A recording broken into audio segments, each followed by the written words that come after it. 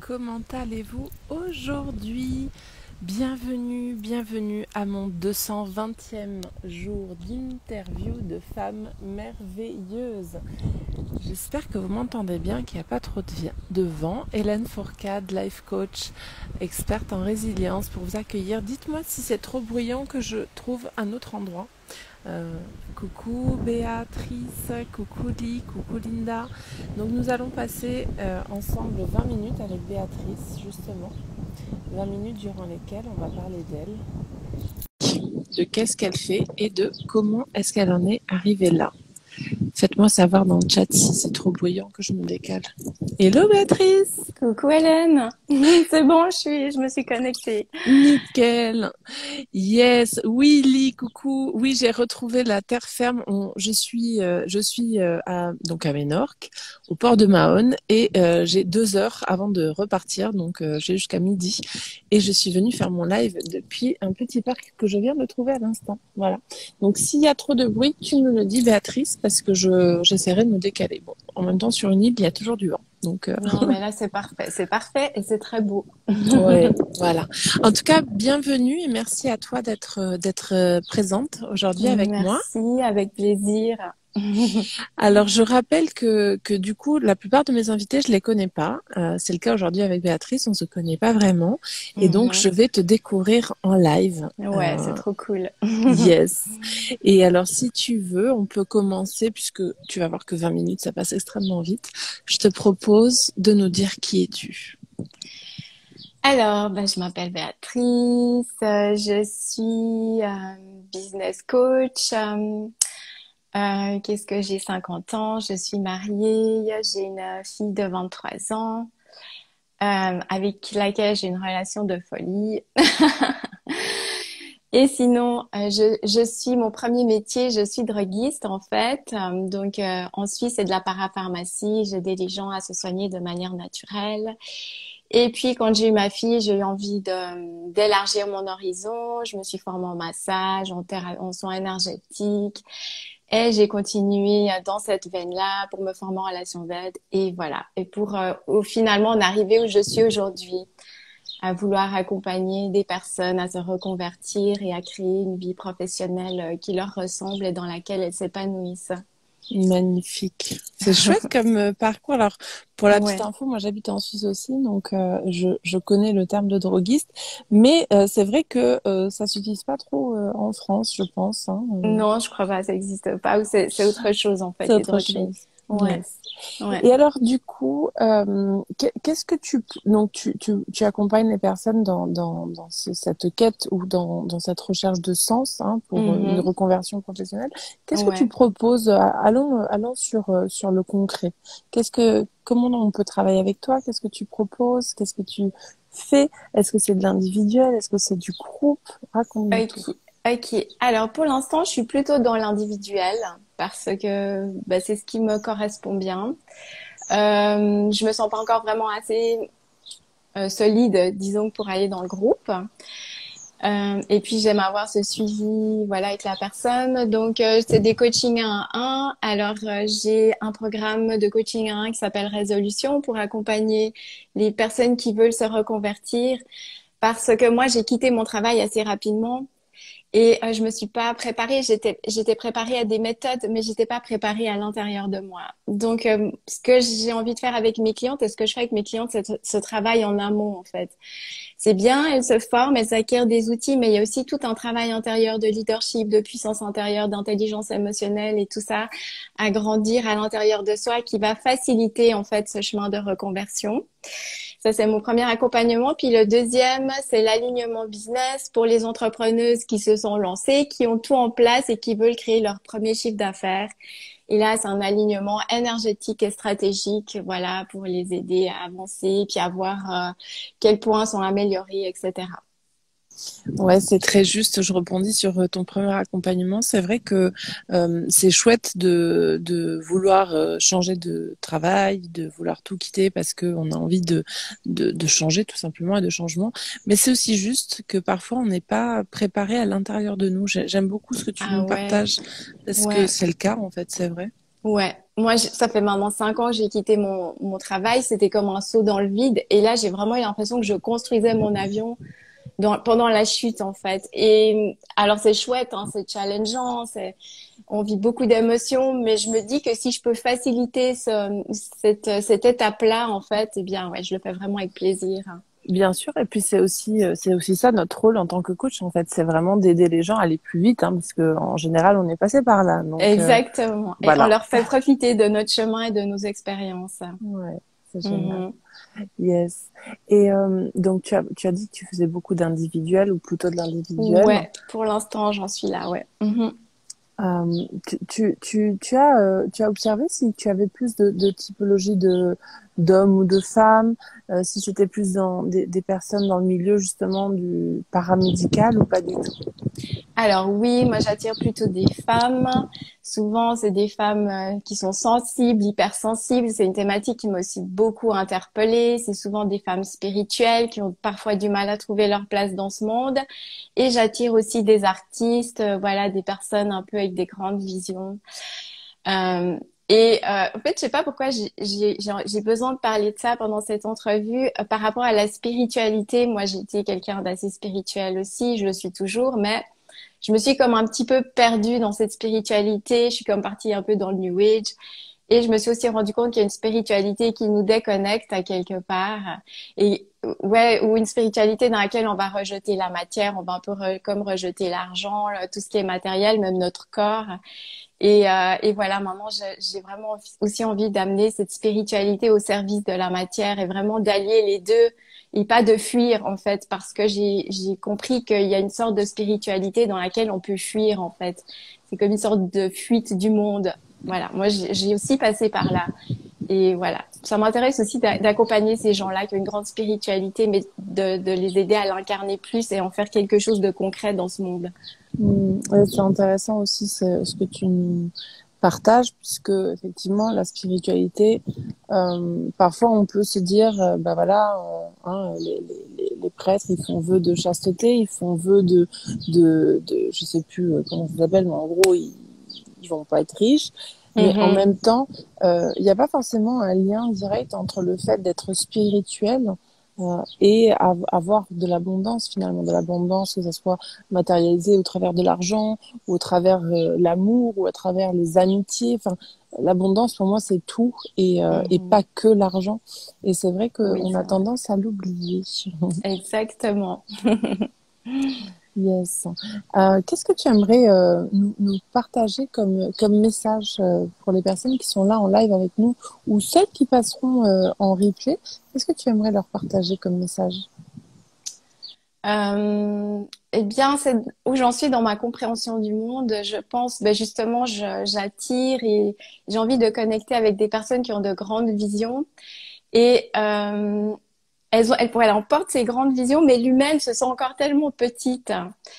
Et il y a vraiment tout un travail à faire justement à grandir cette partie humaine, ouais, à devenir plus confiante, à devenir plus puissante, pour pouvoir en fait amener et matérialiser en fait ces belles et grandes visions dont ce monde a vraiment tellement besoin en plus de ça. Et ouais, moi je vous encourage à vous faire confiance, à écouter ces visions. Si elles sont là, c'est pas pour rien. Et que voilà, si vous vous rendez compte que vous avez besoin d'aide ou que vous avez besoin de vous faire accompagner, bah, de pas hésiter parce que ouais, c'est vraiment un chemin qui est vraiment riche et porteur. Hmm. Et pour en revenir un petit peu à toi et à ton parcours, moi j'adore connaître quel est votre parcours parce que finalement, quand on décide de faire un métier d'accompagnement, c'est parce que Mhm, nous-mêmes, on est passé par des événements qui peuvent être considérés comme difficiles ou des épreuves, peu importe, ou peut-être pas, hein, mhm. d'ailleurs.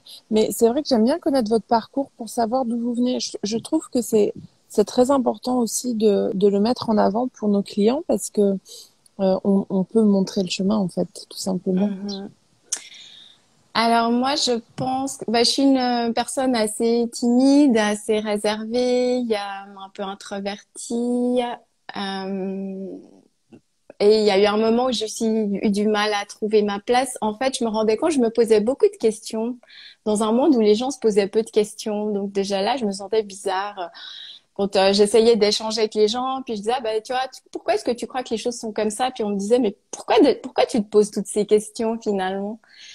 Euh, et donc voilà, moi je pense que ça part vraiment de ça en fait, de le travail intérieur que j'ai envie de faire, ça partait vraiment de là, d'apprivoiser cette timidité, de trouver ma place dans ce monde. Ouais, c'était vraiment de m'ouvrir aux autres, d'être moins handicapée et en fait, je me sentais un peu comme handicapée par ça finalement et puis, bah, j'ai aussi, en fait, moi, dans mon parcours, ce qui est rigolo, c'est que j'ai rencontré mon mari, hein, ça fait plus de 20 ans qu'on est ensemble, et il est vraiment l'opposé de moi. C'est vraiment un extraverti, un peu foufou, qui aime l'aventure. Et donc, aussi, juste cette rencontre nous a permis aux deux, finalement, de rééquilibrer quelque chose.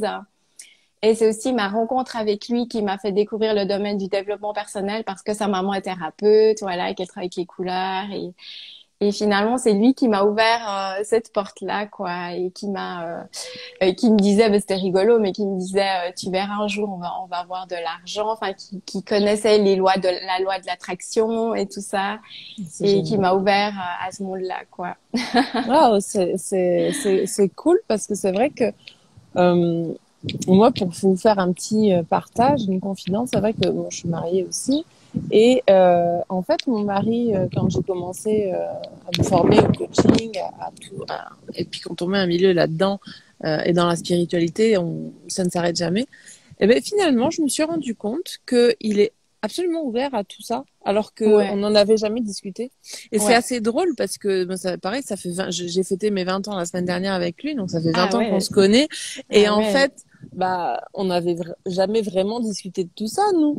ouais. Et c'est que maintenant qu'on s'aperçoit que, en fait, oui, on est tous les deux ouverts à tout ça. Et c'est assez drôle, en fait, Ouais, comme on peut s'attirer, même sans le savoir, sur mais des sans domaines, savoir sur des points communs finalement ouais, qu'on ne que tu soupçonnait pas. ignorais. Ouais, ouais, ouais. Et c'est vrai que c'est une richesse de pouvoir partager ça. Ouais. Mhm. Yes. Et alors, quel a été finalement donc ce parcours? Tu m'as dit au tout début du live que tu as travaillé dans une droguerie, donc en Suisse, Mhm. Mhm. mais finalement, c'était déjà un métier qui était tourné vers les autres, puisque Mhm. c'est un métier en France, c'est du parapharmacie, Ouais, hein, un tu peu m'as dit. parapharmacie, ouais, c'est un peu ça, ouais. Donc Mhm. c'est intéressant de voir aussi comment tu t'es déjà tourné vers les autres depuis toujours finalement. Ouais. Mais écoute, je sais pas. Je pense que j'ai toujours eu envie d'aider les autres, d'apporter quelque chose au monde. Et puis cet apprentissage m'a appris beaucoup de choses, comment se soigner avec les plantes, la diététique, comment notre alimentation était aussi importante. Elle m'a vraiment déjà ouvert les yeux sur beaucoup de choses. Et finalement, il y a plusieurs causes. Pourquoi j'ai envie d'aller plus loin, c'est que déjà, j'ai trouvé un travail. Après, j'ai commencé dans une petite droguerie, mais finalement, après, j'ai travaillé dans une grande surface qui était aussi de la droguerie, mais en grande quantité. Donc, finalement, je devenais un peu vendeuse. Et puis ensuite, je me disais, j'aidais des gens qui étaient déjà comme un peu en souffrance. Et moi, j'avais envie d'aider des gens en amont, en fait. Ce serait comme si on pouvait un peu faire de la prévention. Ben, c'était plutôt ça que j'avais envie de faire.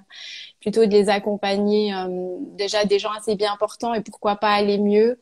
Ou oui, carrément faire de la prévention pour éviter voilà, des désagréments physiques ou des choses comme ça. Ouais, je comprends complètement ce terme de prévention. Moi, ça me parle. Hein. J'essaye, en partageant mon histoire, j'essaye de faire aussi de la prévention pour le cancer. Donc, Ouais, euh, donc ça me parle. Qu'est-ce qui a fait que, pardon, hein, je bouge un peu dans tous ouais, les ouais. sens. Qu'est-ce qui a fait que tu as décidé de changer justement de métier? Ben parce que je me sentais à l'étroit dans mon travail, j'en avais marre des horaires de la vente. J'avais un conjoint qui a créé son entreprise et puis tout ça m'a donné l'envie et je me disais mais si moi je pouvais pas créer ça aussi et si moi je pouvais pas créer un travail qui me plaise, un travail sur mesure dans lequel je me sente bien, dans lequel j'ai vraiment l'impression de contribuer et puis d'offrir au monde tout ce que j'ai à offrir. Dans la droguerie, j'offrais une petite partie, mais j'avais tellement plus sous la pédale en fait à offrir. Donc, c'est en créant mon entreprise que j'ai eu l'impression de pouvoir offrir tout ce panel finalement que j'avais envie d'offrir au monde. Excellent, merci en tout cas. On arrive gentiment à la fin de ce live ensemble et j'aime bien vous poser une dernière question. Mhm, Avant que je te la pose, je précise deux, trois trucs. Donc, tu pourras venir marquer en commentaire tes coordonnées pour que les personnes qui mhm, souhaitent connecter à ton énergie puissent le faire rapidement. Et donc, la d'accord. dernière question, c'est une question d'inspiration. Est-ce que tu Mhm. pourrais nous partager là maintenant, verbalement, trois personnes qui t'ont inspiré ces dernières années ou cette année ou peu importe. Ça peut être des personnes, des livres, des films, peu importe, c'est égal. Et tu pourras aussi venir donc les taguer en commentaire pour que les personnes qui passent en replay ou celles qui souhaitent aller les découvrir puissent le faire également. D'accord. Coach depuis une année. Oui, je sais pas si tu es encore là. Mais moi, je suis encore en ligne, oui, hein. Je t'entends plus. C'est pas grave. Ah, Alors, je disais, j'ai reçu un appel, ça a coupé, je suis désolée. ah, c'est pour ça. D'accord, ok.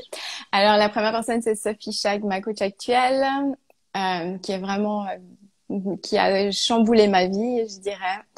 Dès le moment où je suis entrée dans son monde, voilà, mon mindset a changé. Et oui, ce que j'ai envie de partager, c'est qu'il y a une année, on a déménagé dans notre maison de rêve. Ouais, on est locataire, on n'est pas propriétaire, mais on est quand même dans la maison dans laquelle on a rêvé depuis 20 ans, donc on est super contents. La deuxième personne que j'ai envie de partager, c'est Martin Latulipe. Je suis aussi dans la Z et voilà, c'est un homme qui m'a aussi inspiré, qui m'a ouvert les portes de l'entrepreneuriat en ligne. Et puis la troisième.